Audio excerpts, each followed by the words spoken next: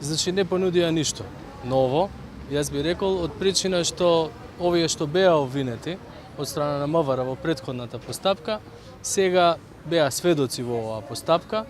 Нивните искази не се разликуваа воопшто од исказите што беа дадени. Тоа не е нов доказ.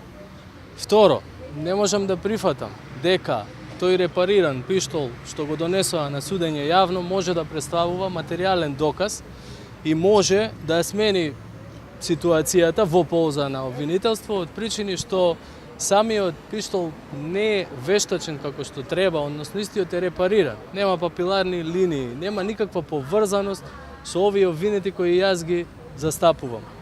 Трета поента што е многу битна е дека апсолутно не знаеме кој е извршител на убиството. Дури и по предпоставка да се тие извршители.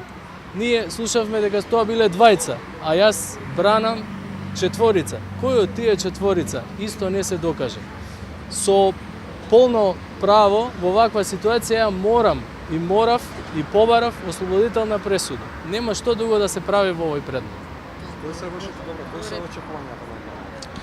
Јас очекувам, а и одбраната и другите адвокати очекуваат ослободителна да има пресуда за сите обвинети.